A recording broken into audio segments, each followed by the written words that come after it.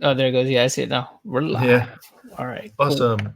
Yeah, cool. Like it's weird because I never really see it on like myself live on YouTube. I think this is like the fourth one that I've ever done. There you go. It's popped up on my other browser. It's Boom. got it's got an advert on. All right, Let's do close it. now. Okay, so hello everyone and welcome to a live stream. I think the third one, as I've said, or fourth one. We're here with Jonathan. Hello, how are you? What's up, brother? What's up? How's it going? Thanks for I'm having me on. No problem. Thank you very much for joining. So, if everyone's kind of wondering what the topic is, I thought I'd talk about quite a few broad things because we've got Power Rangers, which is we're going to be talking about, and then there's the FTC stuff that's just come up, and I kind of want to hear loads of different people's thoughts, and then it's just that's particularly it, really. I think there's quite a lot to go over. But first of all, if everyone has not seen it, go watch the third season, episode 3, is it, of the Toys That Made Us. I think it's the second one. I want to say the Power Rangers episode. Yeah. It's the Power Rangers episode. I don't know what order it is. I think it's the second one, though, in the watch order. I can't remember though. Yeah, I just literally went to Netflix and just went, I'm finding that one. I was very surprised there's no Thundercats. There's He-Man, and then there's like loads of other stuff, but Thundercats I've not seen. Well, I think eventually they'll get to it because I don't know how many seasons they plan on doing of Toys That Made Us. I mean, obviously at some point they're going to have to, all good things come to an end. But they, I'm sure they could get at least maybe 4 more toy properties out of the show at the very least. So, that could be a potential one. Yeah. Okay. Because I as much as they like back in the 80s and like toys that I grew up with, I was very focused on Thundercats and that's it. So I never really saw like any other toys. I wasn't a Transformers person or a He-Man person, and apparently like not even My Little Pony. But Turtles, I generally did kind of like a lot, but I never kind of really got behind the toys apart from Thundercats and Power Rangers. Yeah, that's for me. Like I followed the Ninja Turtles, never got a chance to really own many of the toys. I think maybe 1 or 2 of them, not a whole lot. So that's one. Even though I would watch the cartoon, I was a fan of it, even though I didn't have a lot of merchandise of it. But Power Rangers was one, yeah, of course. Had to get some of that stuff, and a lot of the other seasons that they've covered already. I had G.I. Joes, I had He-Man, I had had some Star Trek figures, some Star Wars, all that stuff. So some of the stuff that they've covered so far is stuff that I actually did have, But I'm a fan of pretty much just about everything they've covered. Or Transformers too, of course. I definitely had Transformers growing up. So, yeah. But they've done a good job with the show so far, though. I think of really focusing on the toy aspect. It's been a lot of fun watching it. I think I might check out the Turtles one because that was one that I kind of loved as a kid. So I think I may kind of watch that when I get the chance. But maybe He-Man, because I'm guessing there's probably some reference to Thundercats in that one. I can't remember if there is or isn't, but all the episodes have been good. One of the ones that I thought was pretty informative too was the Lego one. I thought that one was one of their more informative ones that I liked a lot in terms of just them having a good amount of information in it. And I think you'll like the Turtles one because of some of the stuff that's in there. There's stuff that they do in the Turtles one that is, not just focused on the toys, and it's more towards the end of the episode. You'll see it. Like, I don't want to ruin it because it's a good one. It's a good one. And the pro wrestling one, I haven't finished it yet. I got halfway through it, but it's decent. That one's been decent so far. So no, I will check it out. I'm hoping at some point they reference like, over in the UK it was called Hero Turtles because they weren't ready for ninjas. And I'm like, whoever thought about that decision? Be like, okay, the UK cannot have ninjas, but they can have Hero Turtles instead. Is that what it was really called? Wow. Yeah, I guess because ninjas, and assassins is that. I'm guessing that's why, right? Yeah, it's pretty much like I don't know why it's just like Hero. So if you ever watch the American version, it'll go like Teenage Mutant Ninja Turtles, but in the UK it went Hero Turtles, and I'm just like, So if you're like a collector of the like variants of turtles and stuff, having the whole UK range would say Hero Turtles and stuff like that. So I always just Wow. found it interesting. So when did they start? Did they ever change it to Teenage Mutant Ninja Turtles in the UK? I think it was after the 80s or something like that. So it was like the next one I think that came on, like I'm guessing Nickelodeon, stuff like that. Because I think they were just like, well, yeah, we can't keep calling them Hero Turtles and stuff like that. So I was like, oh, but I'll find that one out for you because I know it's just the I think the 80s series where it's like Michelangelo, like, come on, dudes, let's do this. And fun fact, I didn't know this. I don't know if you do, but apparently through the entire whole series, Michelangelo never hit anyone with his nunchucks. No, I didn't know. I did see. The thing is, you don't.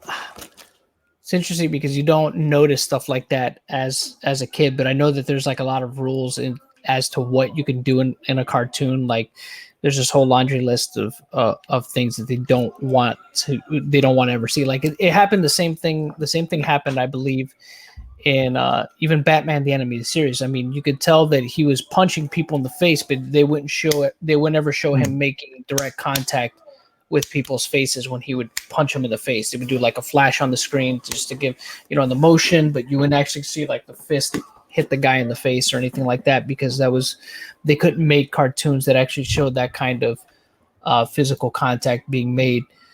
So, yeah, I mean, yeah, they want to protect the kids, man. They want to protect the kids. Oh, God damn it. I have, oh yeah, just can't show that violence, but can at certain time in the day. Oh, it's cartoons. So talking about Power Rangers. Okay, so I've watched your last video on how you're saying like which one you think will be next adapted. Did you say you've not actually watched much of Beast Morphers so far? I haven't seen that at all yet. I have to watch it at some point because everybody keeps telling me how much better it is than previous the Neo Saban stuff. But the thing is, here's one thing I've come to learn with just Power Rangers in general and just kind of when fancy, it's not to say that I don't believe people, but it's kind of like I think everybody kind of says that though, right? When it's in somebody else's hands, oh, it's better than when so and so had it, or I mean, they always. I mean, although nobody did say that about Ninja Steel, if I'm being honest here, nobody told me that Ninja Steel was good. Universally, most people were saying, it's not good. Yeah, that was the general consensus with that one, but people really are like, no, it's really good. You really need to check it out. It's much more. They're saying it's much more better written than previous seasons, and it's just like, are you sure you're not just saying that? Because I've heard this song and dance before with even people were saying all that about Dino Charge, and then until I guess the second season of Dino Charge, then things went downhill there. But you hear that, and it's just like, you sure? I don't know. I mean, okay, maybe. All right, I guess I'll check it out. So at some point, I will have to. I would say it's if you took all the seasons from when Saban took over, bundled it all together, Beast Morphers does actually beat it. I think I got to the point where I was very scared of how the series was going to be. I generally thought it was going to be weird. It wasn't going to be the best. It was just going to be oh no, we've got the same thing again, like we've had for such a long time. But now it just feels so much better. It feels like it's the show that should have come back rather than the show that we kind of were told, like, you were given, basically. They gave it some love. Yeah. Well, it's interesting because in that Toys That Made Us episode, and I think that was a big mistake too. Even Saban himself says, "Oh, with Samurai went all the way back. Went back to 1993," and you could kind of tell that. You could kind of tell that was definitely his intention with Samurai, because for me, like, Samurai is not watchable. Like, I can't. Like, it's just. I mean, I got 6 episodes in. I was like, I can't watch this. I can't do this. This is like pulling teeth because of how cheesy the acting was, really bad. And I'm not, and that's not to say it's because the actors are bad actors. It's just the writing is just, it's horrible. It's horrible. It just is. And I couldn't really get I couldn't get behind that one, man. Like I said, I got 6 episodes in and I was like, okay, I'm done. I can't watch another episode of this. This is bad. This is really bad. So now, like I said, I heard better things about. I think the only one that I hear good things about as far as the Neo Saban stuff is Dino Charge, and specifically, people say the first season because they say the second season is where it kind of started like or midway through even the first, it kind of like it starts off good, then it just kind of declines a little bit. So, I think Dino Charge was really good. They had the whole, they brought it all in, and it was something different. It felt like they really listened to some of the fans when obviously Super Mega Force and then obviously Samurai and all that didn't do very well. It got to me that they decided to go down a different route, and the whole ending, like the whole series was so good until the last episode where it was just like, here's a black hole, you're all dead. Oh, okay. Sorry, I've just spoiled it for you. So that's literally it. That's fine. It's fine because it's by the time I finally get around to watching it, I probably would have forgotten anyways.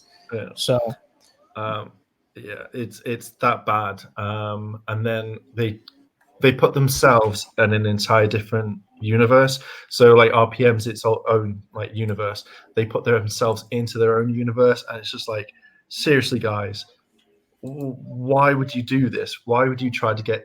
They mess around with time travel as well, and they mess that up, and it's just like, oh great, God, why?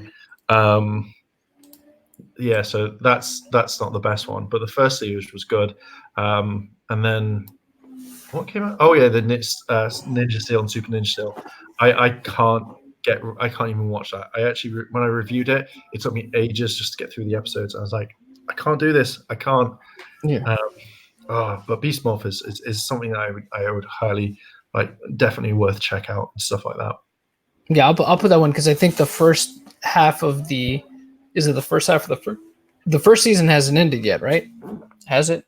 It's now showing in America, but it has officially ended because it was playing in Australia.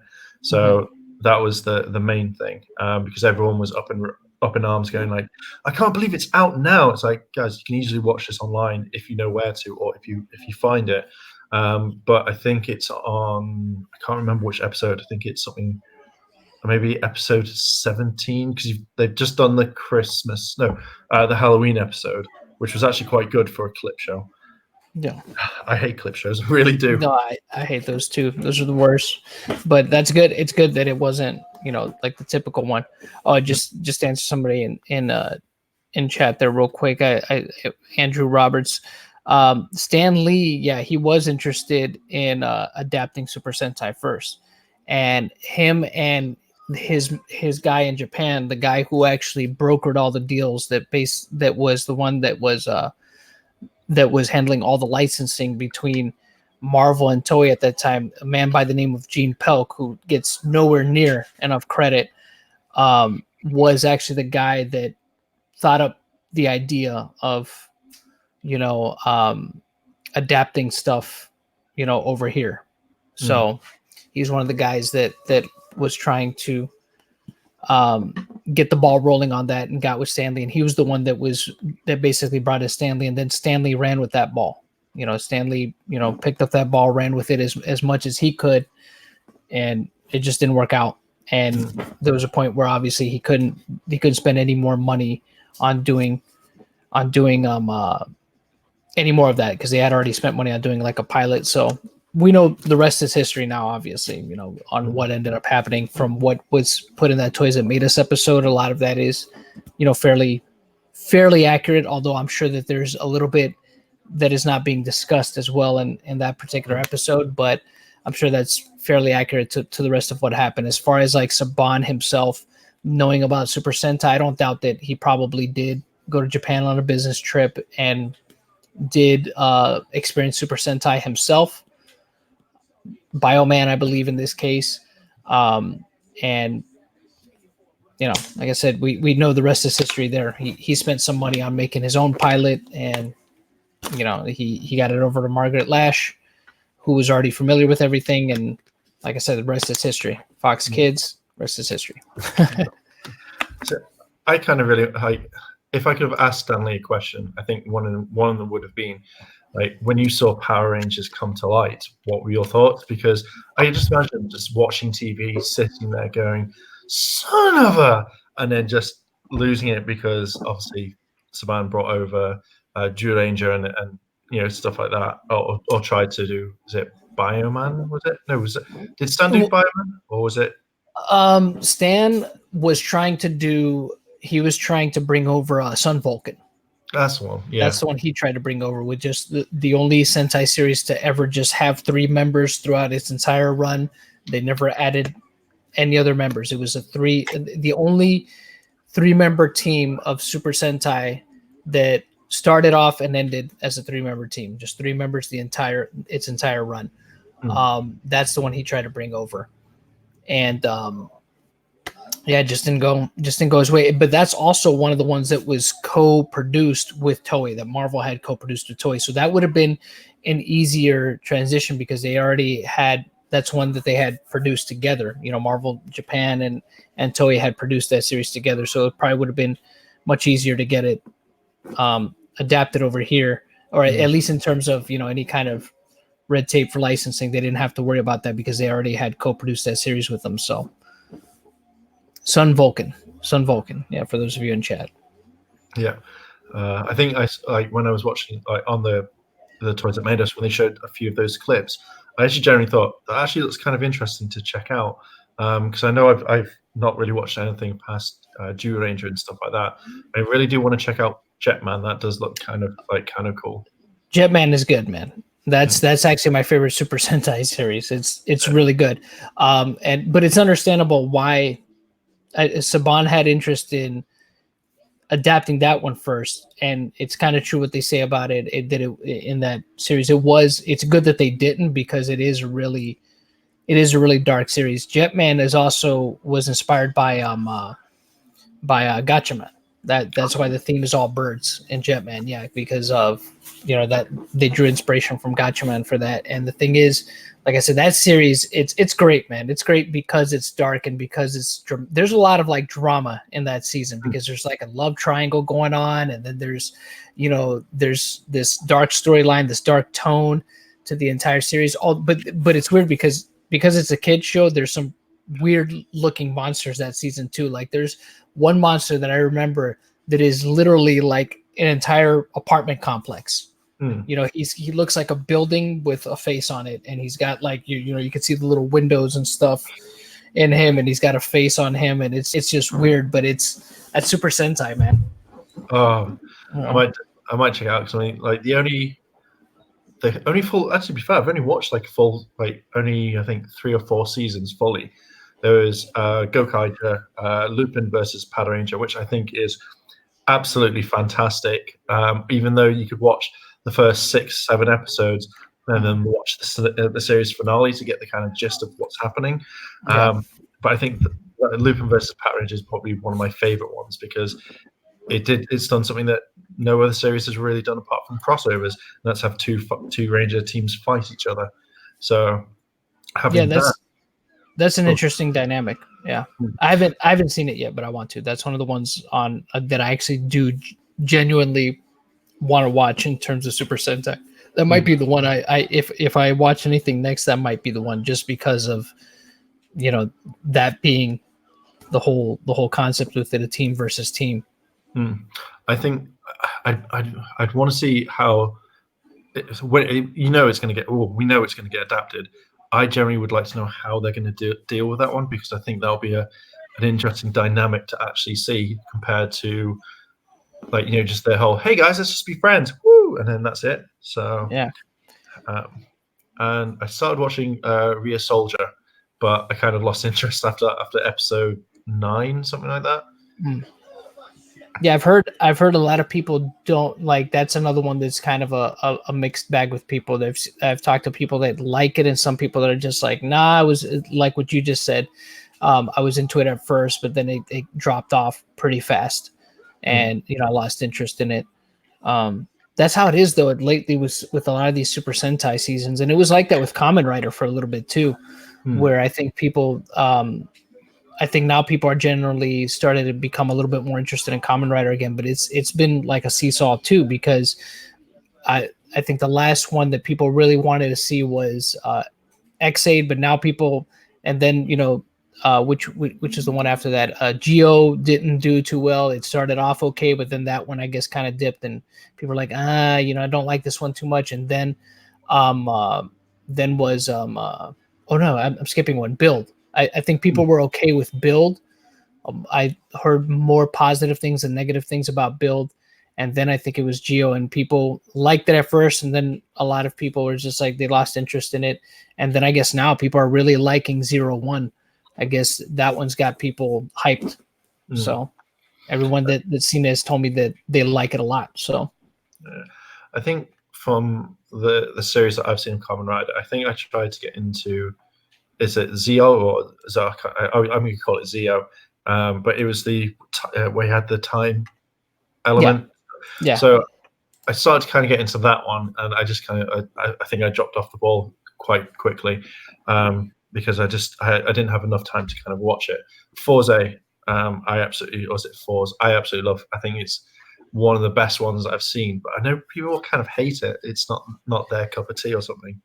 Yeah, that's another one that's hit or miss with people. Either people really like it, or they're just like, no, it was too campy, even for by Kamen Rider standards and stuff. But the thing is, again, these are shows for kids. I mean, at some point in time, there's some of them are going to be sillier than others.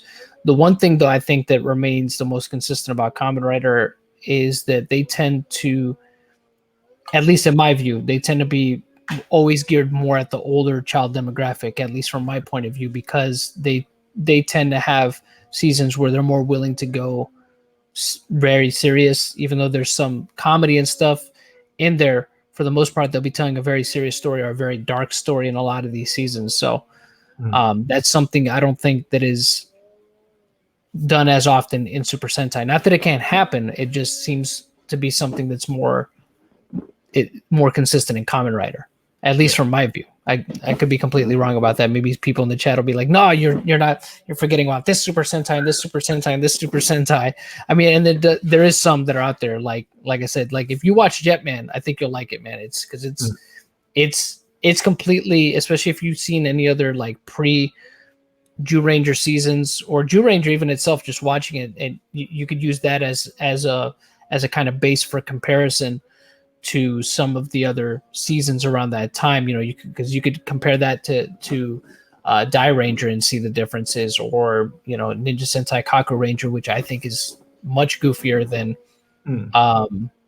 like Jew Ranger or Dai Ranger. It's definitely, they were definitely doing something different. Like Japan is always willing to experiment, especially like when it comes to their Super Sentai series. They seem to be willing to, they're doing it now more with Kamen Rider, but they definitely started that trend with Super Sentai way before they started doing it with Kamen Rider.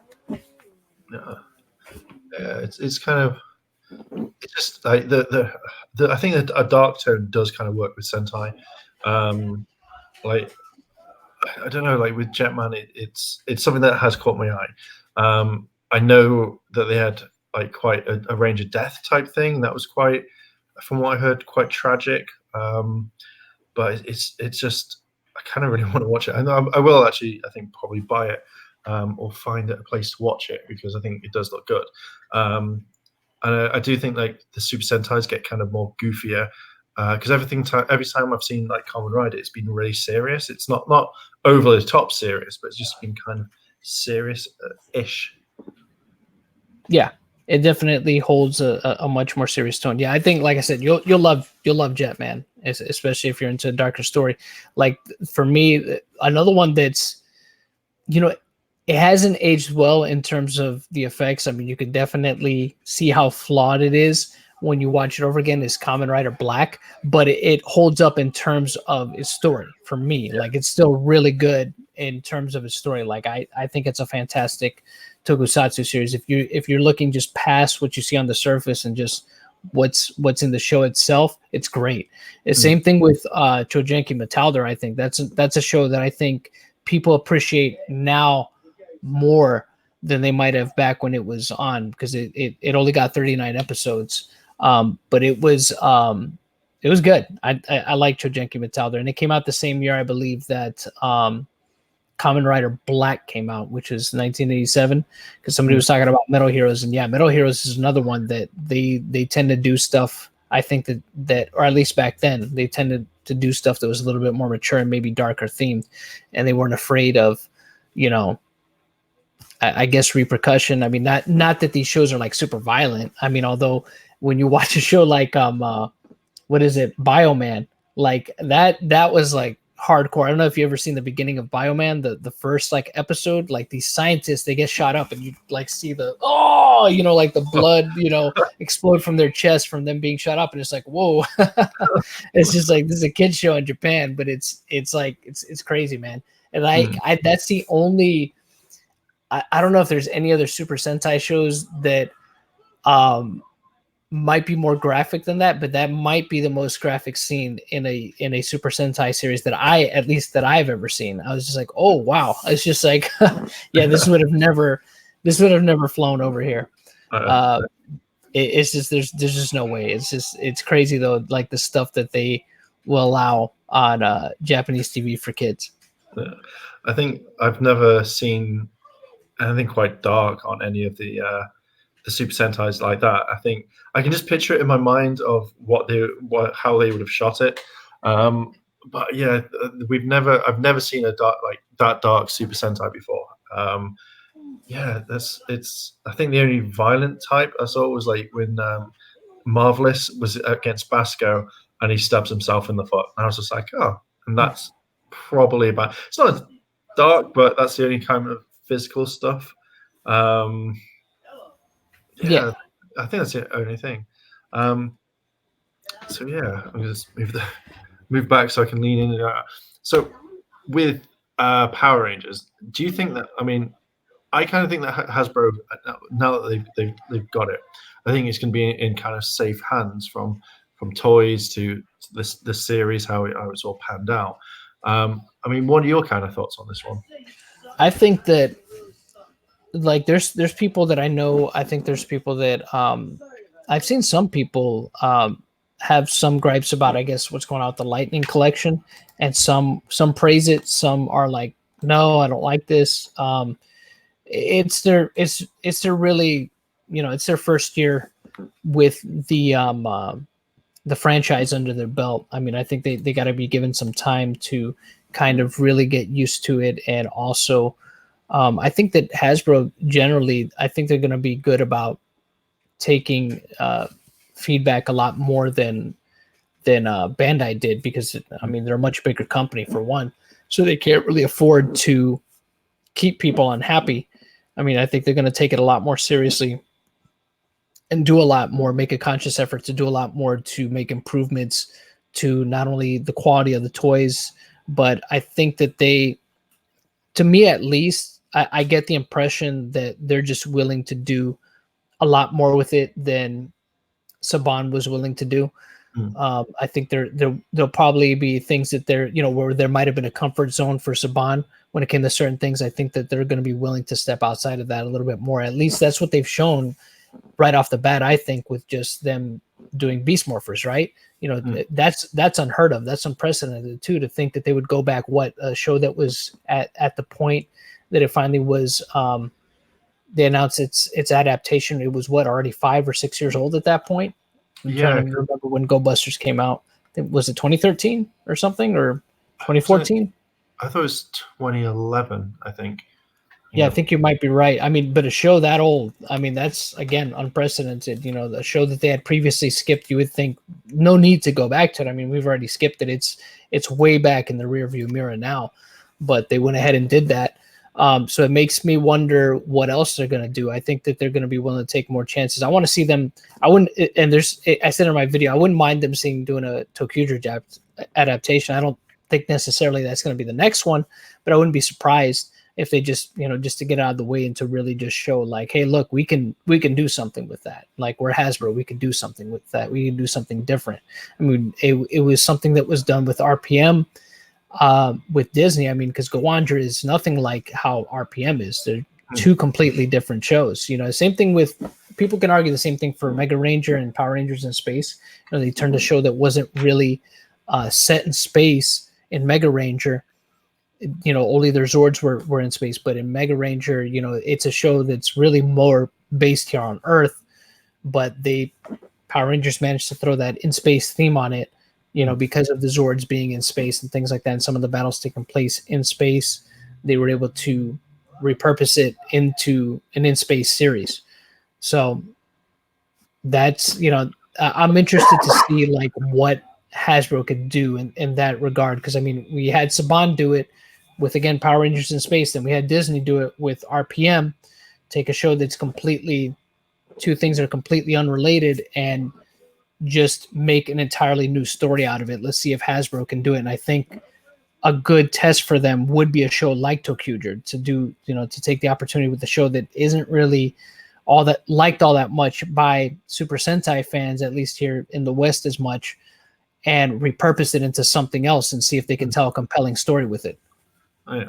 I think so. My grasp on it is with ToQger is people love, like, kids love trains. So, you know, you have a huge like market right there.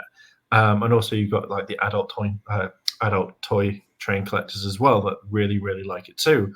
And especially if it hits it in Europe as well, because, you know, like, look at Thomas the Tank Engine and stuff like that. People still enjoy all of that, but I think it's something like, I think they could do something like different with it.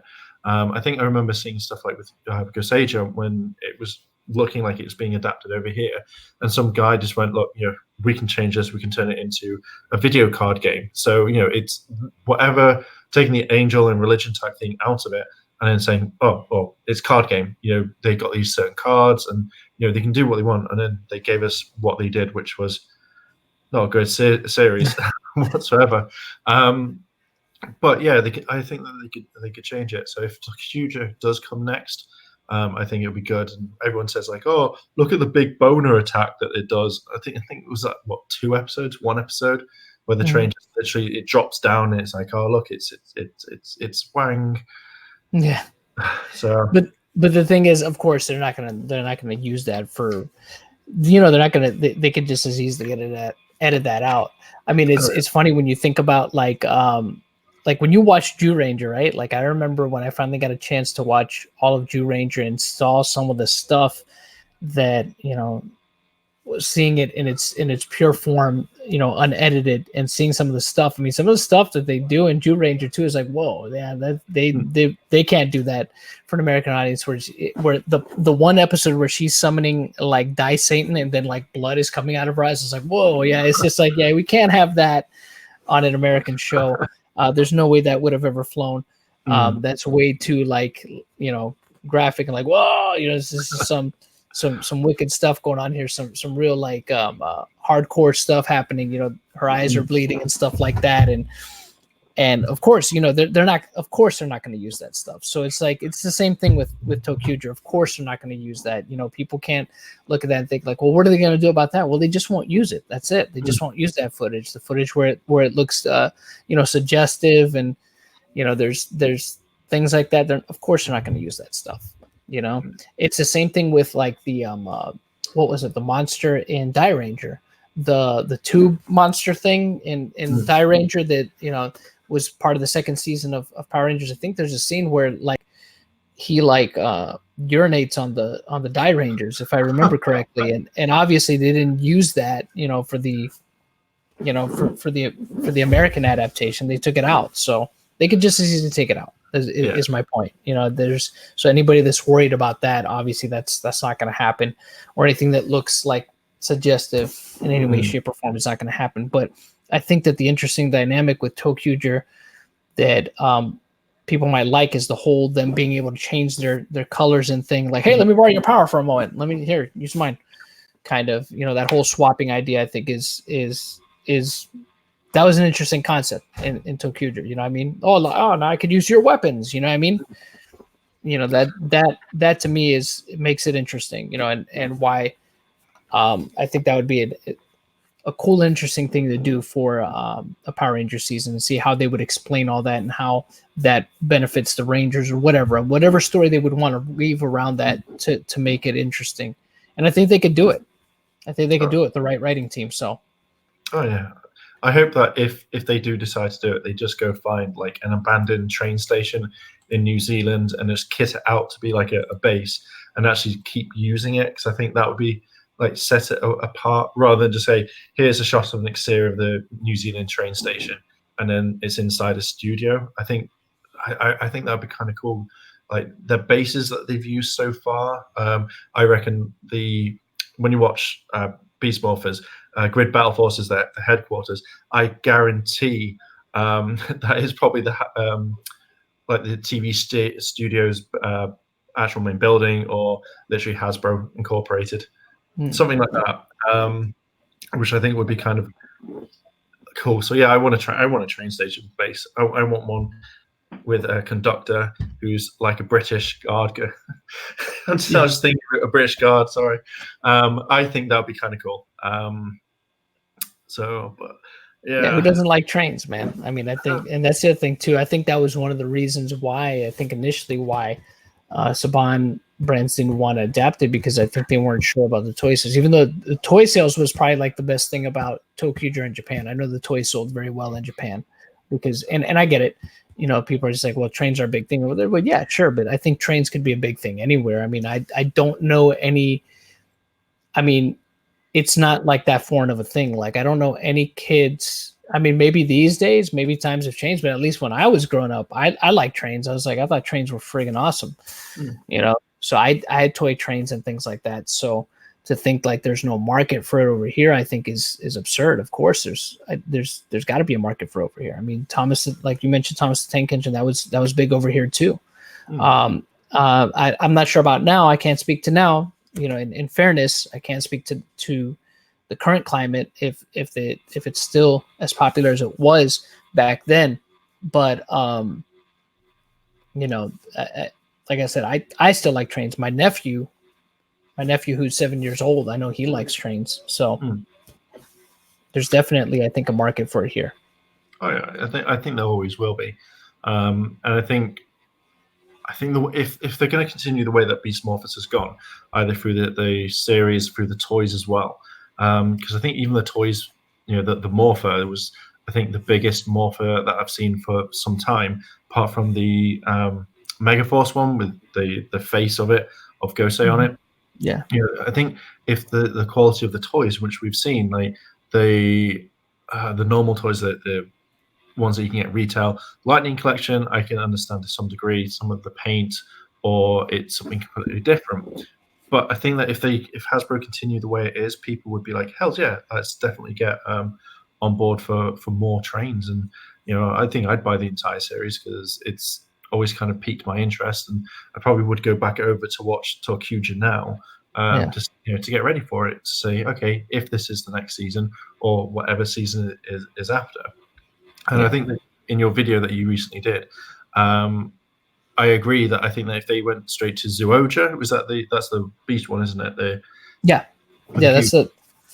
With the cube, the cube morpher. Yep, and the Zords look like Minecraft Zords. They call them the Minecraft swords. Yeah, Minecraft swords, the Steve Zord. But yeah, I think if they did that next, I think that would be like a huge mistake, because you've had animals, we've got animals again. And especially if you can it'll be effectively like 4 years worth of animals. So I think that maybe trains would be a nice way to break it up. Or if they went to the space one, that's just, as you said, that would be a good one.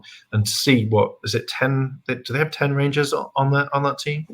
I think Q Ranger had like something like 9 or 10 Rangers. I'm sure somebody in the chat knows for sure, but I think something like that. They had something crazy like that, just starting off right off the bat. They had a bunch of Rangers, so I wouldn't mind seeing something like that. I mean, I don't think that I think there's a main 5 that they focus on, though, if I'm not mistaken. But I think the whole team starts off as something like it's like 9 or 10 of them just starting out from the very beginning. So, and that one's the one that's the Super Sentai series, I believe, that actually is truly based in space, like just from the very beginning. that this is a space set Super Sentai series. Because I mean, they've had plenty that have like kind of gone to space, or like Mega Ranger. Their stuff was in space, but it wasn't based in space. This one, I believe, is the first one to be entirely based from the very beginning in space, if I'm not mistaken. 12. Somebody, the chat is saying 12. That's crazy. Look, I mean, that's more than even I thought. I mean, so they don't start off with 12, they said, but they get there pretty quick. Okay. Yeah. So, I mean, huge team. So I can just imagine what Power Morphicon would be like 12 people just on the stage. You're like, oh, great, this is going to take a while to get through. But I think if they did 12, kind of built up quite quickly, I think that'd just be insane. I think that would, let's go 3 years of the same Sentai or Power Rangers. I think that'd be kind of cool. But I think it'd be crazy. I think I would really like to see it. But I want Tokuja to be next, I think, just because it's slightly different. And I like out-of-the-box type Sentais like that one. Like Gokaijo was something completely different back then. And then now, it was Pirates, and then they messed it up. God damn it, Saban. God damn it. How could you? I know, right? Even, I think... It was so easy. It's so easy. Even the Japanese molds of the keys, you think you could have got the keys right. Because I could imagine, if they did stuff like... was it the Titanium Ranger and Phantom Ranger as proper Ranger keys? That would be something to continue on. If you didn't get the Japanese one, then you could easily get the American one. Yeah, they dropped the ball so hard on that one. Oh, yeah, that's a shame. Yeah, I know that's the one that everybody points to. It's just like that's basically Saban's Operation Overdrive is Megaforce. So. Or at least the one they put to. Some people even say that it might be worse. I mean, I don't know. I mean, because I haven't seen Megaforce. I've seen Operation Overdrive, and while I can agree that it definitely does not have a lot of it has its flaws, and it doesn't have a lot of replayability. I don't think it's as bad as people make it out to be, but it's not good either. I won't say that it's a good series either. It definitely deserves its rightful place as one of the worst, up there as one of the worst Power Rangers adaptation for sure. But I'm not sure that it's number one anymore. Yeah. Is what I would say. So I think, to me, Operation Overdrive will always be the word. I just generally can't stand it. I hate Benter with a passion for what he did. I'm not going to go into that because it's not the stream. that forever just marred it for you. Just like, no, it brings it back. It does. It is the one thing that I really want to make a video on it, but it's going to be one of those things where people turn around and say, well, there's evidence of him walking out with it. He's done this, then he hasn't done it. And then it just goes in until there's actual proper proof. Then I'm not going to start something. I know what happened, but I know in this day and age, everyone's going to be like, well, you have to have evidence. Like him walking out with the banner in this video is not proper evidence because he could have dropped it outside, so there's that one. But as soon as if that information comes out, 12-part series just all happening on this channel. Well, you were at that Power Morphicon, right? Yep, I was. You were there. You were there, right? So I was there. I have a photo of me and him together, us doing the whole. He just smars the entire experience. So, well, what has he had to say for himself about it? Because I think he's talked about it publicly, hasn't he? He hasn't so far. So from the stuff that I know is it's turned into that chat now. So first of all, he said that he was scared of going up to the other actors to get like Austin and all that to get actual autographs for them, and then all of a sudden he then turned around and said that Disney didn't pay him enough, and that banner would be his compensation. And then there was allegedly, I say that just to legal terms, gotta protect yourself. Allegedly on this, he sent emails to some of the people who worked at the first Morphicon, because it wasn't Scott or anything like that. I know Scott bought it after that first one. So with that, apparently he sent emails saying that he was never going to give it back. It's at his house. And then I think much later on, he then turned around and said he actually did give it back. And, or I don't know if it was rumored that he raffled it off for charity himself, but that's never been kind of confirmed. It was a thing in the wind. So, but then he said he never had it. People are lying about it. Blah blah blah. And then it's just kind of like gone dead for such a long time. Like he's never been to any range, like he's never been back to Palmorphicon. I don't think he hasn't been to a Ranger stop for all I know. No, he never got invited to Ranger stop. Yeah. So like there's no one is kind of like looking into it. So no one's ever actually seen him. His last conic, like the last con that he went to, I think it was a few years ago, at one in the UK somewhere, and loads of parents kicked off because they knew exactly what being read online, and he still appeared, and that's all I kind of really know about it. So if I ever get that information, though, 12-part series. Blow the lid off of that one. Oh, so, it is. Yeah, so you've got a Powermorphicon every year then? I missed one. I just started a new job, and the rules were it was first come first served, and someone had booked that time off before me. So I missed one. I think it was 2012, maybe 2014. It was when they did that massive flash mob. That's one I never went to. They had it. That must have, because I've only ever gone to 2014. 2014 is the only Powermorphicon I've ever attended. That's it. And I don't think that they did a flash mob at that one. So it might have been either, it's probably before then. Or if there was one, I didn't know. I probably wasn't paying attention to it. But that's the only one I've ever gone to is the 2014 show. Yeah. That's it. Yeah.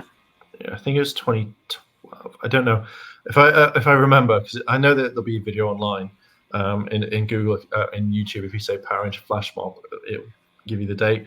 But that's the only one I've missed so far, and I hated it. And I was like, I'm never going to miss another one again because I love it. And yeah, you haven't. You've kept it real. I've kept it so far. Who knows if it carries on? But because it's. I love it. I do love Morphicon, but it's just either too expensive to get to, or it's just. I mean, I'm glad it's every 2 years. Dear God, I'm so glad it's every 2 years. So yeah. Yeah, I might as well just up and move to America and be like, boys, I'm here for a convention as well as get some work. I'm over here so much, I might as well. Might as well just stay. So, I think last year was the one that they moved locations, didn't they? Was that the first time that they moved? Was the one last year?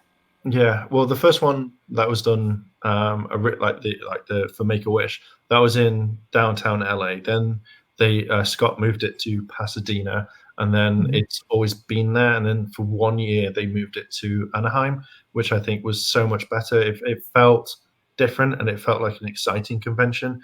And then now it's back at Pasadena. Wonder why that is. Do you think it has to do with maybe attendance, or what do you think? I think from rumors that I've heard is that I think Scott signed a deal with them for like that area for a set amount of time. But Power Morphicon was meant to be like last time in Anaheim. I think they only let it out of the deal because there was something big going on or something like that. So don't quote me on it, but that's from what I've kind of heard. But it was I think it was such a good con that I think they've just moved it back, and it's hella expensive.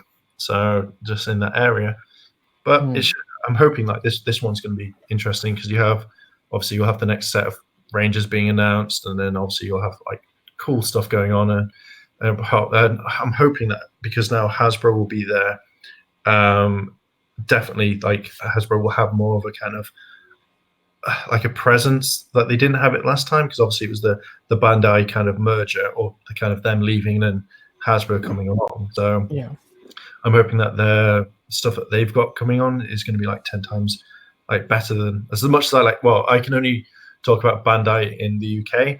But I don't know what it's like with Bandai in America. But I felt like, with Hasbro, they'll do a lot better job this time. All right. Yeah.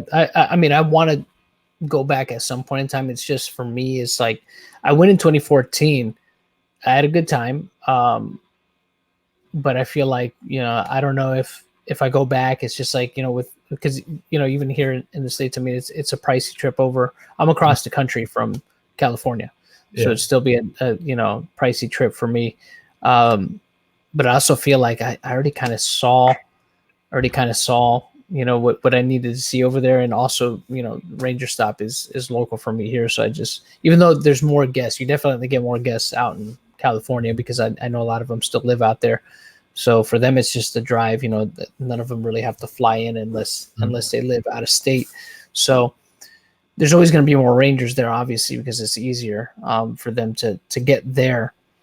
But I'm just kind of like, I don't feel like I need to see that many, like at once. So it's just like, I'll just wait for Ranger Stop and see who comes over there, and I just go there. So Ranger Stop I really enjoyed when I went. Oh yeah, you went one year, right? You 2015. That was 2015. Okay.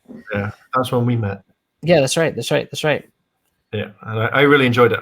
I felt, and Ranger Stop's like it feels like you can talk properly. Like, it feels like, I don't know, I'd say like kind of it's a nice atmosphere where you can all talk. With MorphCon, I do love, but then I feel sometimes it's very kind of, yes, next please type thing. So it's where you can have conversations at Range Stop. And again, MorphCon, you can still. I'm not saying it's a bad con, because I absolutely love it. I think it's just there's two different atmospheres that I can tell. Yeah, you could definitely have much more personal time with a lot of the guests, for sure. And I think that's also part of when you have less guests too. It's a little bit easier to do that. To get a chance to talk to people that you really want to talk to, instead of trying to, like, maybe, well, I got to talk to this person, that person. There's so many of them. So I think that also kind of plays into it too. But yeah, it's because it's a smaller show, and it still has that, I think, even though they moved locations this year to a new location. I'm not sure if that's going to be the permanent home for it, but I think that's at least the immediate plan, from my understanding. And it was fine. It seemed like people had a good time.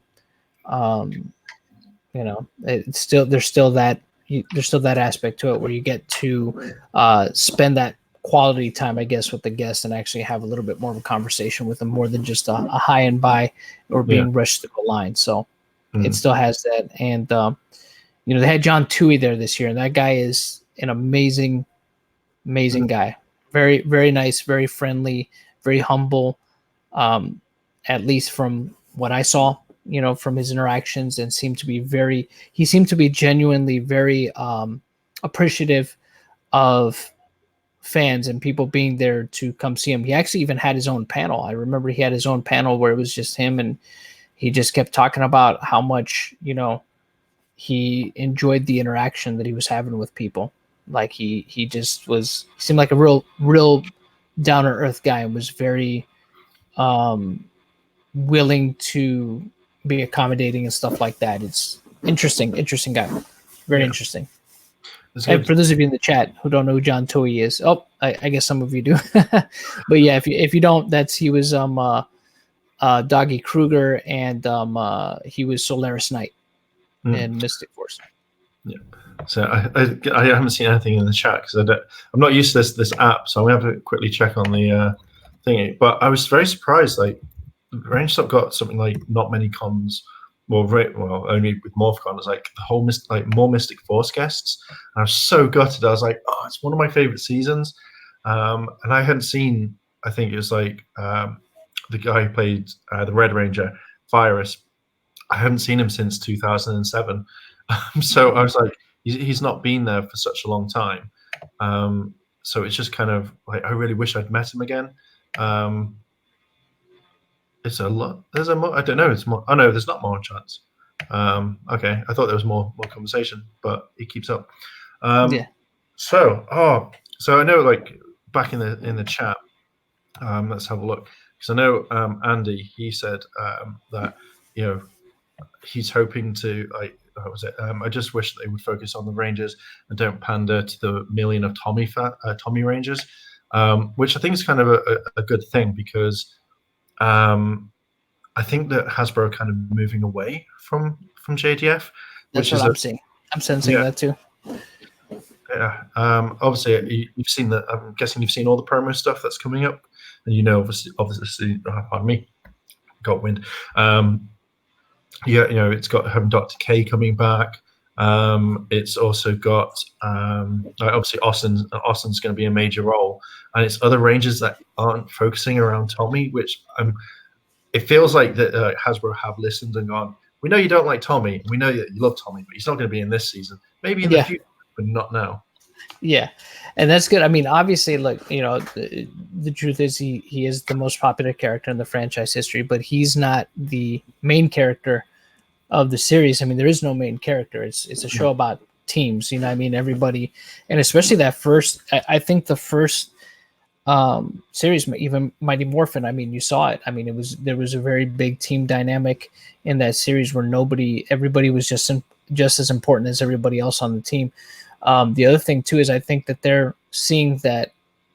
I think Hasbro is willing to take much more. Again, it's them taking much more chances on other things and just kind of breaking the mold a little bit too, realizing that, hey, look, we have all these other Rangers that are popular too. Let's give them some time to shine too, and make stuff geared towards them. Because I mean, I think it's even when Austin came back to the fandom, I think it was pretty clear. People knew, and I think even JDF himself knew, like, okay, now this is the only guy I'm really gonna have to worry about really sharing the spotlight with, because he's probably the next most popular character in the series overall. You know what I mean? So I think that there was probably a little bit of and this is just me speculating, just assuming, I don't know this for a fact, there's probably a little bit of maybe feeling a little bit threatened by that, but I think it was a little bit well-founded though too, because you saw even Bandai saw the value in potentially putting out merchandise that was kind of centered around Austin. I mean, you saw it with the Power Sword, you saw it with the Gold Ranger stuff, and people say, well, Trey of Triforia was the first Gold Ranger. Yeah, but who do people remember more? Yeah. You know what I mean? They remember Austin being the Gold Ranger. They remember Austin coming back to the series. When people see that Red Ranger helmet, they don't think of Rocky first. I mean, unless they started watching the second season first. I mean, then maybe they do. But for the most part, when they see that Red Ranger helmet from MMPR, that's something that not even JDF has. You know what I'm saying? That's something that's a claim that Austin has kind of exclusively. I was the first Red. And nothing's going to change that. That's in the history books. I was the first Red. I was the first leader of the team. And people, when they see that red helmet, they think they're always, at least most people that started, especially the ones that started from season 1, they see that helmet and they're going to think Jason first. Yeah, that's just the way it is. They're gonna think Jason over Rocky. You know what I mean? So for the most part, exactly. I mean, I think. Yeah, because when Austin was offered overseas, like, if many people don't know, Austin, as soon as he left the series, he became a firefighter, and then he went to be a paramedic overseas, and that's the reason why he was gone for so long. And then obviously when he came back, but I know there were, like, I think if you look at any panels with JDF at the time, he literally, like, tried to make fun of him. I think that they've kind of squashed whatever they have, but at the time. And then, as you said, like, as soon as Austin came back, boom, it comes down to the fact that, he's the only one that can rival Tommy, basically, or JDF. He's the only one that can do it, which is, it's fine. But I think with Hasbro now, they've seen that, say, for example, let's say Beast Morpher Season 2, it comes to a point where all the Rangers have been knocked down, and suddenly there's massive, like, sparks everywhere.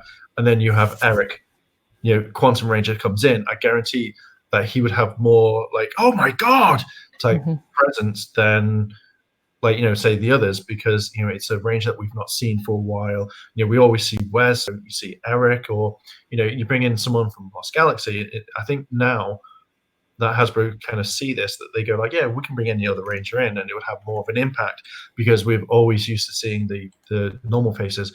Oh, here's Tommy, here's Wes, and they always come back. That's why I was very surprised that they brought Dr. K, Olivia, into this. I was like, that's a person that I would never thought I'd ever see again in the series. And then next you could have Mike Jin, who plays Jem, or no, Jem. I always get them confused. But he could come back, and it'd just be a whole uproar that all the fans would love. And I think maybe if Hasbro tap into this a lot more, it'd be something golden for them. Get everyone excited. Bring your favorite Ranger in. Hell, just pop it in this, and go to our website and say this, and we'll look into it. And I think Bandai and they just thought, we'll just throw out Mighty Morphing all the time. Let's throw out all the Tommy stuff. Like, I've never seen a toy brand mainly focus on one thing all the time, including like the Comic-Con exclusives, the comics, where it's just around one character, where they've got thousands, well, okay, not thousands, but they've got hundreds of different Rangers that they could easily like tap into and utilize, rather than one green guy in his multicolored spandex. Yeah. And that's what I'm saying. And again, it's not to say that, in his own way, one could argue whether or not he's been a great ambassador for the franchise. I mean, I guess in some ways he has, in other ways, it's questionable, especially when you see some of his behavior. But that aside, I mean, one thing I will give the guy credit for is at conventions, he does know how to play to a crowd. He knows how to, and I'm referring to JDF. He does know how to play to a crowd. He does know how to get people pumped. He's very good at at being a showman, for sure. And Austin, they're not too dissimilar in certain aspects. You can tell that they're both guys that probably do have a bit of an ego, although I would say that Austin is a little bit more grounded when it comes to certain things. He's definitely much more down to earth.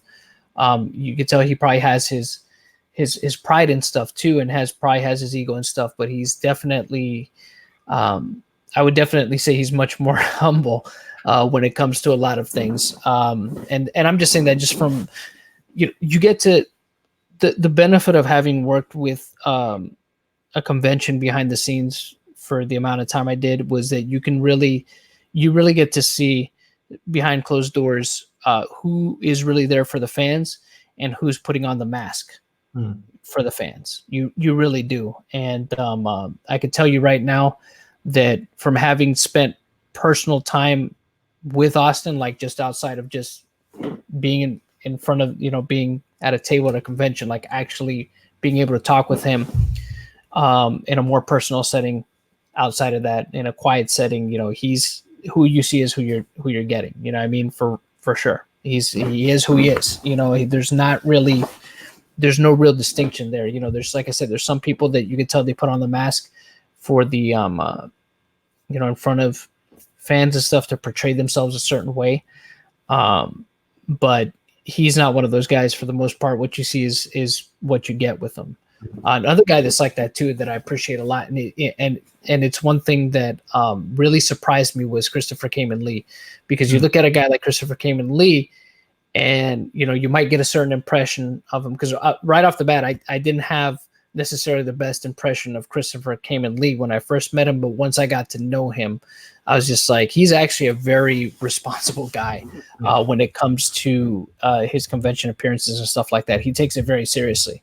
And he's one of those guys that, surprisingly, you if you've been around him, you would probably be surprised to know this, but he'll actually be like one of the first people to show up at a convention to set up, and he'll be like he takes it seriously. Like, I got to be on time. You know what I mean? Like, he's actually, he knows how to manage his time relatively responsibly. So, he's a good dude. Dan Southworth, somebody's saying Dan Southworth. Yeah, he's a great guy too. Dan is very humble too, very down to earth as well. I think out of that entire cast of the Time Force cast, for sure, he's by far the most humble of that entire cast, of the Time Force cast, the most down to earth, grounded of that entire cast. And that's not a knock on anybody else from that from that cast. By the way, that's just the way I see it. You know, I mean, he definitely is the most grounded of that cast for sure. I don't think I think no. I think I may have met Dan very briefly back when we met. I think that's it. Like all the people I've met have been kind of down to earth as well. But then again, I only see them from one side. So where you've seen them more like up close and personal. I know definitely about Austin because I've spent time with him, and you know I can tell that he's very down to earth. Chris, like I've spent time with Chris as well, and you know I agree. Like you know what you see is what you get, and then obviously you know he's there for his fans, and you know rather than saying putting on the mask and being like hey, and then that's off and it's gone. I like Chris. He's a good guy. Yeah, he is. He really is, and that's the thing is he's one of those guys. It's just like he's a straight shooter. You know, I mean, you know what you're gonna get with him. Even if at first it seems like something else, like I said, but once you like pay attention a little bit more, oh, okay, he's cool. You know what I'm saying? He's a chill dude. I like him. So, yeah. But yeah, so are you good for time, or because I know that you've got some like editing to do and stuff like that? Yeah, I'll have to get going here soon, but I could probably do a couple more minutes. Be on for a couple more minutes here. That's like cool. 5 or so. We'll take it to about say 11 past, and this is the nicest. Fine. This is the nicest stream I've done. The channel because it's normally me talking to people and being like, "Hey, what up, guys?" and then it's just answering questions, which I like doing. But it's nice to have someone to talk to. So yeah. Oh, you know, I don't think we talked about the whole the YouTube stuff real quick. I guess we can knock that out real quick. Okay. So with the I'm guessing you've kept up to date with the FCT and FTC. You know, honestly, I haven't really followed it as much. I've read some of the emails, so I don't know about. I mean, I'm sure at this point you probably know more about it than I do. I know kind of the overall with it about the whole, marking whether or not your channel is for kids or not, and how that could affect your monetization. Like if your videos are not geared towards, or if they're geared towards kids, they could put limited to no ads on them or something like that, or no ads at all, or something like that. And like I don't know with my channel, I already marked it as not for kids, and I did that only because even though there's some, I'd like to think that my content is all ages for the most part, but I did that because I do know that I have streams sometimes, and I can't really, and I wouldn't really try to ever censor anybody that you know how they speak, you know, and there's people that have come on the stream that have used a little bit more adult language, but you know, I'm not going to tell somebody how they should talk. I mean, unless it's a stream that a particular stream that I'm saying, hey, look, this is for the kids or something, which I don't think I've ever done. But but if it was more of depending, I guess, on what the topic of the stream is, then maybe I might tell somebody, hey, you know, appreciate it if you could be a little bit more you know, conscientious of what you say in terms of, you know, profanity and things like that. But you know, it is what it is. It doesn't really bother me to hear people talk how they want to talk. So but because of that, I kept that in mind, and I'm like, you know, I can't really, you know, I'm not going to mark the channel as for kids. I wouldn't anyways, because I think my demographic is from looking at my analytics, it seems like my demographic is 18 to 35 plus anyways. So I was just like, yeah, it makes no sense for me to put this for kids. But I heard about the stuff with the FTC. I think I know a lot of people, I think, were blaming the channel, the Ryan's toy channel or something like that. They said was the reason, or what kicked it off, or was kind of the catalyst or whatever. Yeah, like from what I heard originally when all this was starting off, was that what they done is that like to kind of go into it all in depth. Originally, I think this all started like before Ryan and all that, was an English YouTuber, which again I follow, called Emma Blackery, and I'm not allegedly, I'm going to say allegedly, but then because she didn't she did an ad or something and didn't disclose it, and then I think the FCC, so basically some major big company came down and said, right, this is how it is, and they like put a rule and said, right, if you've got any sponsored stuff, if you're being paid, blah blah blah, you have to disclose it, and then that kind of started it all off. And then quite recently with Ryan, it was that they were being sponsored, but say for example, Walmart turned around and said, here is 1,000 sticky balls you've got to play with. Or say slime. Slime's a lot better. Here's a load of slime that you can use. But then they weren't disclosing it that it was theirs. It was more kind of like, oh, we bought this, but yet they didn't buy it and stuff like that. So it kind of sparked off from that one. But they were making adverts within their channel, I think, to kind of promote it. Like, do you want to play with slime? You do want to play with slime, and therefore it's kind of a main thing. Again, you probably look at like the Paul brothers, where they every 3 seconds is plugging the merch. Look at my Maverick merch. Look at my merch. And then they knew exactly what demographic their audience were, so they were playing on that one. So it's kind of gone on. But apparently, from what I've learned today, is also YouTube have been doing it, well, Google in general, where they've been collecting data. But so for everyone to have a YouTube account, it says in the terms and conditions you have to be the age of 13 and over, and then that's it. That but that's for parents. So because obviously they don't want to target kids. So 12 and below, you're not allowed. You have to use YouTube Kids and such like that to watch your stuff. But parents were giving their tablets and stuff so they could watch it, but they were collecting data. And then I think the FTC found out all about it, fined them around about 170, 180 million dollars, and it was just like, you knew exactly what you were doing, and they kind of did. So they're kind of going, oops. But so I think that if they had never got caught, then this would never have happened. But now everything has been going on that is affecting every single channel. YouTube have now come out and said, hey, anything you talk about, a kid could watch, and is therefore a targetized ad a lot. And that again is kind of a big thing. But there was studies saying like parents don't care about this at the same time. So I'm guessing, I think they said like 85 or 95% of parents just don't care that their kids are watching YouTube on their app. Now, I had a conversation with someone, and they pretty much said the exact same thing I have, is that they let their kid watch, or while they watch it with them, they were watching stuff on his account, not the child's account. And obviously they had targeted ads, and he was like, oh, I hate it when they do that. But again, YouTube has given people the option, said, here is YouTube Kids. Here is, you can use premium as well, YouTube Red. That's up to you as well. And then it's kind of, now that YouTube have come out and said, actually, we're painting everyone with the brush. So if you talk about comics, you talk about toys, talk about animation, you're all hitting the same thing.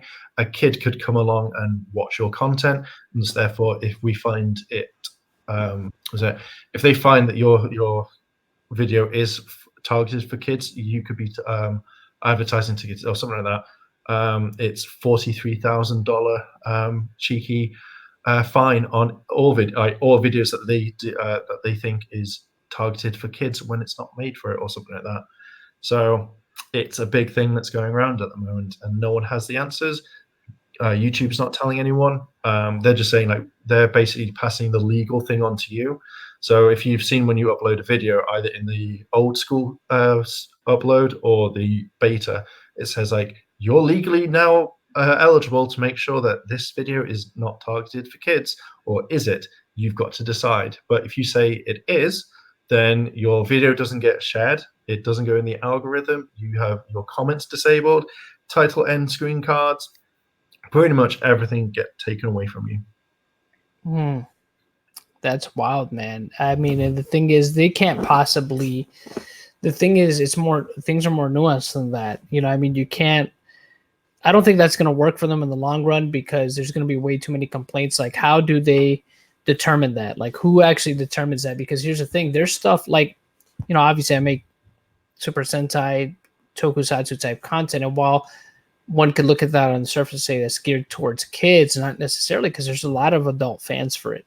You know what I mean? And the thing is, like, none of my videos, at least, I mean, depending on how I guess somebody wants to look at it, are not advertisements for necessarily products. I mean, I have videos that are clearly toy reviews, but they're not even like, none of the toys I've reviewed, I would say, are geared towards young children. You know what I mean? Except for, I mean, maybe some of the tokusatsu toys, but even then, like I said, I'm pretty sure the demographic that has watched those toy reviews has been an older demographic, you know what I mean? Not necessarily a child demographic. So, like, what are they going to do with stuff like that? You know what I mean? And do they want me to mark that? And then, you know what I mean? It's like, who really determines that, and how is that fair? You know what I mean?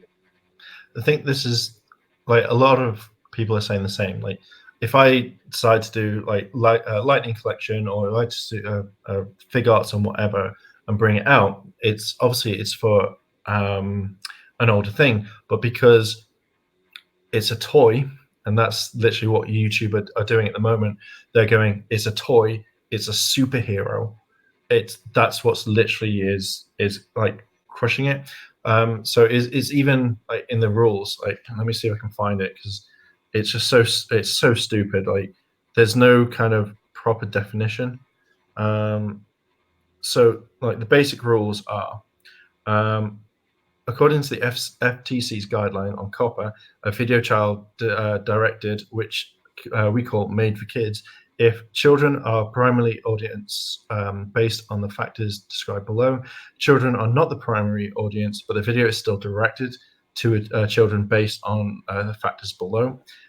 So when deciding whenever or not your channel or video is made for kids, you should consider the following factors: subject matter of the video, e.g. educational content for preschoolers, whether a child, sorry, my reading skills are a bit poor, whether children are intended or actually audience for this video, whether the video includes child actors or models, whether the video includes characters, celebrities, or toys that appeal to children, included animated characters or cartoon figures, whether the language of the video is intended for the children to understand, wherever the video includes activities that appeal to children, such as play acting, simple songs, or games, or early education, wherever the video includes songs, stories, or poems for children, and any other information you may have to help determine your child to your videos or audience, like empathetical evidence or the video's audience. So it pretty much just says, you talk about anything superhero, you can talk about paint drying. That's wild. Yeah, if a kid loves paint drying, then it could not be like shown to them and stuff like that. Yeah, so at the moment it's like YouTube have like basically gone, we're not under the bus, you guys are. We're giving you that platform, but the tools that you use, you have to do it. I think like the best analogy is like I give to my friend when I was explaining to him, it's like, you go to the restaurant and you're the waiter or something, and then you bring out food and you turn around and say, this food is really hot, here is a knife and fork or whatever for you. And they go, I want to pick it up with my hands. You go, please don't do that. Please use these tools.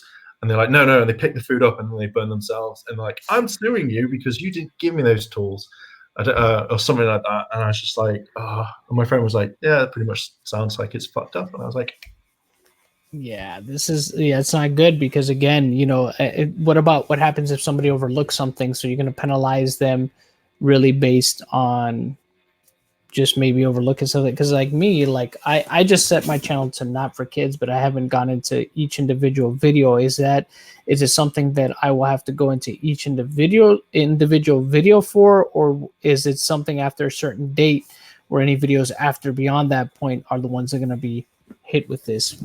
Because I've heard of other people getting like, I think it was, who was it?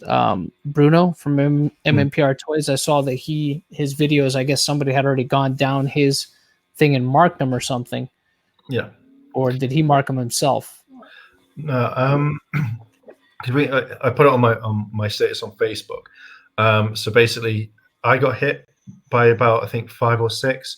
But I kind of said these aren't for it, even though like they could say, well, that's a toy. But with Bruno, I think majority of his channel got hit like straight away. It's not all coming into effect just yet. It's, I think, January the 1st is when all these rules like properly set in place. But I think he mentioned previous Dividers one as well as MMPR Toys, is that he just everything got hit straight away. I think only maybe like a couple of videos didn't, but majority I think of them did, which is just it's kind of insane because at the moment there are rules that YouTube have set, but there's no one kind of explaining it. And if you watch the video that YouTube have put out, oh dear God, it's so scary. It's like I'll send you the video later. It's horrendous what they say in it, because it just feels like they're not kind of like setting the clarification. And as Andy says, it's like, yeah, just swear in your video, simple. Apparently that doesn't work. Even if you put a disclaimer as well and said, this video is not intended for children, apparently that doesn't work. It's because if there's a likeness of Spider-Man in your videos, or as I can see at the top of your thing where you've got Gokai Red, boom, that could be classed as it doesn't matter. They all just say, well, that's there. Wow. So, oh my goodness. Oh, what are we gonna do? Yeah, I mean, they're gonna have to get somebody in there that can, properly, just mitigate all that, because it's not gonna work, man. It's not gonna work. You're gonna have a lot of angry people on your hands, and I know at this point, YouTube is more focused on people that got money to be doing content, but I mean, I don't think they want to have a mass exodus of users leave their platform. Even smaller users, or at least smaller in comparison to maybe some of the corporations and stuff like that. Because I mean, the corporations and stuff, the news channels on YouTube, they don't do nearly as good as original creators or alternative media creators on this platform. They just don't. The numbers they're just not there. It's not even close. So I don't think they want to lose potentially, or put themselves in a position where they'll potentially lose creators like that. I mean, they can hate on PewDiePie all they want, and however, whoever here feels however they want to about PewDiePie. The bottom line is, homeboy is money. You know what I mean? He's still money for their platform. Yeah. You know what I mean? Even, regardless of how they might feel about him personally. So I don't think they'd want somebody like that leaving. Oh no, I mean, especially how much money he brings in. Same things like with the Paul brothers. As much as I hate them, I generally really hate them, but I know that they're the ones that bring in the audience. But it'd be very easy to say, or easy to see, as if YouTube are going to enforce a rule. Can you imagine if like Jake Paul turns around and goes, "Hey, look at my merch and buy my merch," and like aims his videos at kids, where someone who basically doesn't get slammed instead, or does the same thing as him, but then gets slammed and says, well, you're off the platform, you got this fine. And they go, well, look at Jake Paul and Logan Paul. What do they do? And like, well, that's not our problem. They're fine. Like, they've not broken any laws. You kind of think, oh, is it going to work? But I'm hoping like this is the kind of it starts off like this, and then by next month they go on, right, these are the rules. If you're going to be talking about a toy review, you've got to say that it's not. These are things you can't say in the video. So you can't say where you bought it from, where it is. Treat it as like you would do talking to an adult, compared to buy this toy. It looks so good, and you're like, oh, cool, I'm going to buy that toy because it looks so good. Gosh. If when they do these sorts of things, they come out and say it straight away and say, look, we've gone over this. This is what we think we're going to happen. As long as you meet these guidelines, then you shall be fine. But if you don't, then you will be fined by the FTC, and therefore that's up to you. We've given you the tools. You go do it yourself. If you break these rules, first of all, you may get a warning, and then if you keep doing it, you get slapped. Not every single video that they think is liable. Then you get $43,000 on all of it. If you had 1,000 videos and 500 were hit, it's not a thing that you can appeal. It's a pay up, and you're bankrupt. Oh gosh. Oh my goodness. Yeah, they're gonna have to find a way to roll that out better. I Yeah. just don't see, or they're gonna get a lot of people leaving this platform. Mhm. That's crazy. I mean, or I mean, even it could be. I mean, I don't know if there's any kind of, if there would be any kind of legal recourse for anybody else to even come at YouTube, because I know there's YouTubers that have before already done class action lawsuits for just their videos being suppressed on Mm. YouTube, and it's just man, I don't know, man. I'm gonna have to look more into it now that you mention it. I mean, because I've looked over it a little bit, but Mm. you definitely gave me more details than what I originally knew about. So I have Yeah. to look into it a bit more. Mm. That's Well, wild, man. yeah, I'll send you some. I think there's 3 videos I kind of looked at that actually gave more of a talks. Now I know that the guy who runs the FCT, and this is one thing that will get you, is Mm. apparently the FCT doesn't know anything about how YouTube works. They don't even know how COPPA or COPA works, and you Mm. kind of think it's your rule, you should know this, and then you should be looking into it. Yeah, So they said that, and I was just like, oh, for God's sake, guys, you don't even know it, and you're enforcing it, trying to make other people try and figure out for you. yeah, And then I think there's a roadblocks YouTuber or something that is going to go is speaking with the head of the FCT or FTC, and they're going to like talk to them all about it. So I'm hoping that whoever it is, that if they speak to multiple people, that they say what's wrong, what's going on, and then just get the word out rather than content creators are bad. yeah, Again, we're not here to like to kind of parent someone's kids because we want to make a video on something that's aimed at someone else, but yet a kid could stumble across it, be like, "Ooh, Power Rangers," or "Ooh, Marvel or DC," and then it's some yeah. guy having a rant about Exactly. Captain Marvel. Yeah, the responsibility isn't on us.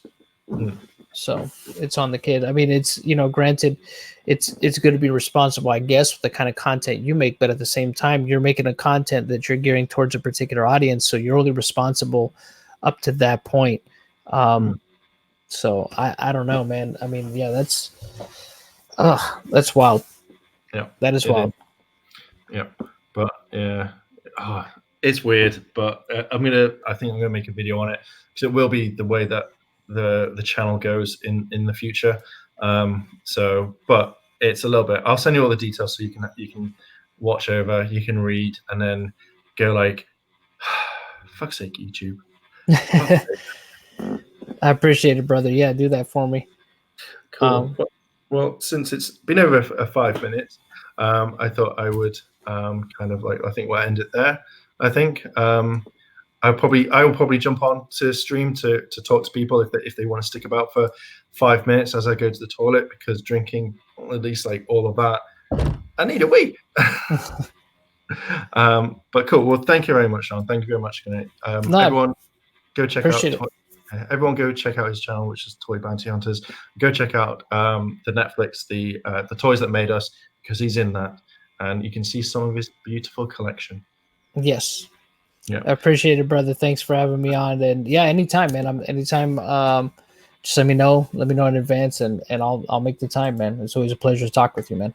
And same here. If you ever want me to pop on, then I'm always free. Cool. Well, thank you very much, and thank you very much, guys, for coming in to chat. If you want, give me at least 5 minutes, and I'll boot up another live stream for about another hour, and we'll continue on talking, and I'll answer questions. Cool. Well, thank you very much again, and yeah, I will see everyone in a little bit. Thank you very much, John. See you later. All right. Bye. Later, everyone. There we go.